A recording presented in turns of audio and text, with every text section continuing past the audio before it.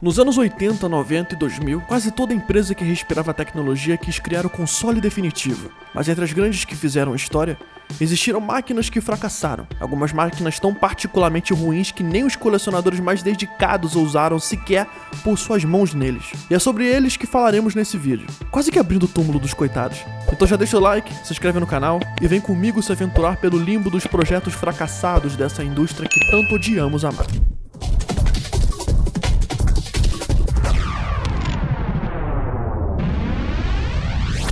O título de maior fracasso dos portáteis do Gizmondo não é à toa. Criado pela Tiger Telematics, que, no meio da batalha lendária entre Nintendo DS e o PSP, desejou entrar no mercado para tentar pegar uma fatia do bolo.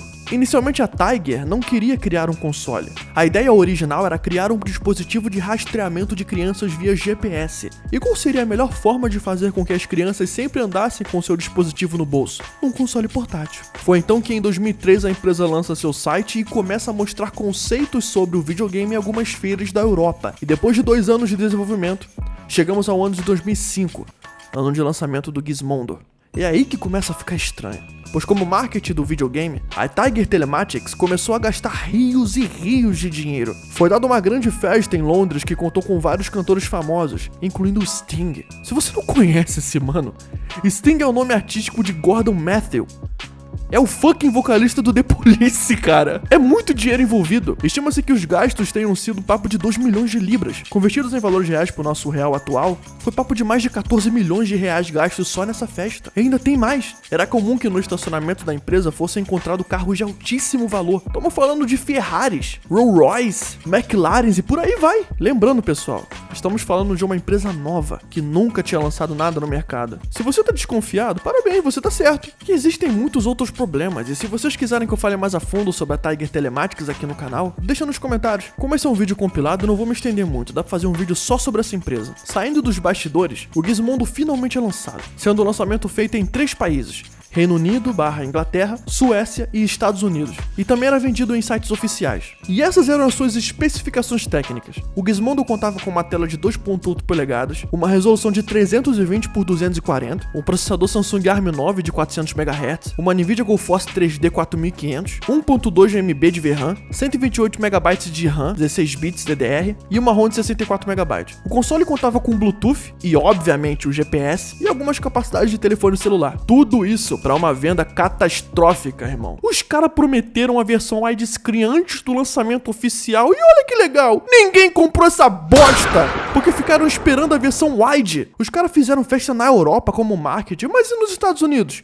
Nada! O console até faltava componente para montagem, essa bomba, o que fez com que o estoque fosse muito baixo. Mas olha que outra informação interessante. Não fez diferença nenhuma, porque não vendeu nada!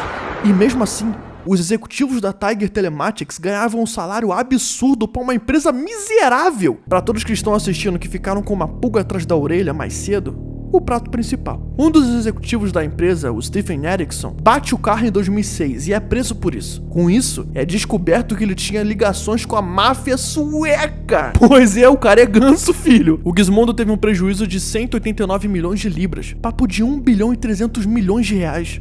Pega essa massagem. Eu poderia dizer mais coisas sobre, mas como eu disse, se quiserem um vídeo só dele, deixa nos comentários.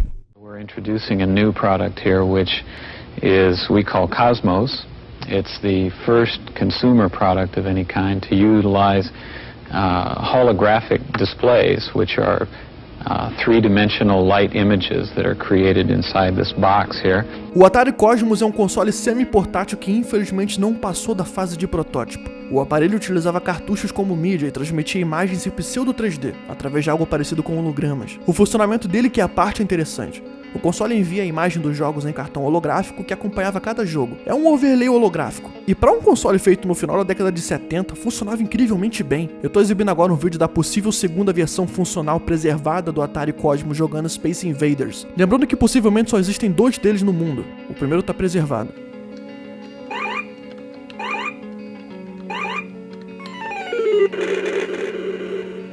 O console infelizmente não foi lançado, e especula-se que existia um alto custo de produção envolvendo ele, junto com as críticas das mídias especializadas que, fez com que a Atari considerasse o Cosmo como um projeto arriscado demais. É uma história curta, são humanos se desafiando na tecnologia como sempre fazem. Pode não ter dado nada no final, comercialmente falando, mas o Atari Cosmos é um exemplo de uma tentativa ousada para a época.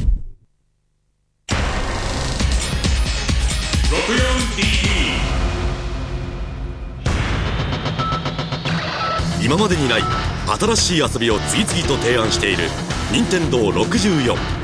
Anunciado em 1995, antes mesmo do lançamento do Nintendo 64 em 1996, é o sonho japonês que nunca saiu do Japão. O Nintendo 64DD foi o periférico desenvolvido pela Nintendo para o console Nintendo 64. Ele adicionava a capacidade de armazenamento em discos magnéticos regraváveis e acesso à internet. O objetivo era expandir o que o console poderia fazer. O periférico usava um tipo proprietário de disco magnético, não óptico tipo CD. Ele foi desenvolvido pela Nintendo junto com a Matsushita, a atual Panasonic. Era chamado de Magneto Optical Disc, mas era um formato híbrido, bem diferente dos CDs ou disquetes comuns. Revelado no evento Show Shinkai de 1996 da Nintendo, foi dito pela IGN que o novo periférico foi um dos maiores itens do evento. De acordo com a revista Core na época, os representantes da Nintendo insistiram que o sistema seria agressivamente apoiado por terceiros e pelas equipes internas de desenvolvimento da Nintendo, o que mostrava uma grande empolgação da empresa sobre o projeto. Existem relatos de que vários desenvolvedores foram ao evento apenas para aprender sobre o desenvolvimento do 64DD, alguns tendo recebido até kits de desenvolvimento do periférico. Um protótipo do 64DD estava em uma caixa de vidro, com uma demonstração improvisada de Zelda 64 que supostamente estava sendo executada a partir do disco. Foi de fato uma ideia revolucionária. O evento foi um sucesso, a Nintendo estava empolgada com o projeto, mas ele infelizmente foi marcado por diversos problemas. Muitos atrasos aconteceram. Para vocês terem ideia, em dezembro de 1997 foi realizada uma entrevista com Shigeru Miyamoto, onde o mesmo confessou a dificuldade de tentar descrever e justificar o potencial do projeto para o público. Segundo ele, seria mais fácil de entender se o periférico tivesse sido lançado junto com o Nintendo 64 e que todos os jogos do console foram idealizados para o 64DD. O periférico foi lançado em 1º de dezembro de 1999, exclusivamente no Japão, e em um ano depois, o GameCube e o Game Boy Advance foram lançados, o que pra mídia foi a descontinuação não oficial do 64DD.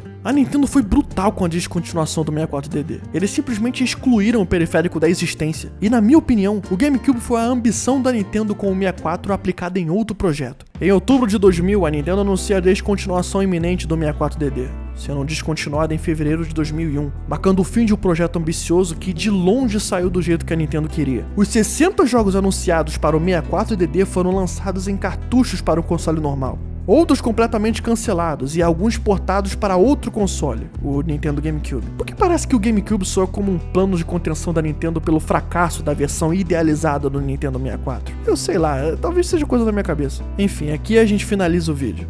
Dentre completos fracassos comerciais, escândalos criminosos e projetos ambiciosos, aprendemos que a indústria de jogos é marcada por grandes lendas, mas quando olhamos para o abismo das ideias e projetos mal-sucedidos, vemos que essa indústria é como qualquer outra. A disputa pelo topo gera inovações, mas também deixa para trás sonhos esquecidos, promessas não cumpridas e tecnologias que estavam à frente do seu tempo. Deixa o like, se inscreve no canal e compartilha por aí. Um beijo, falou e abraço.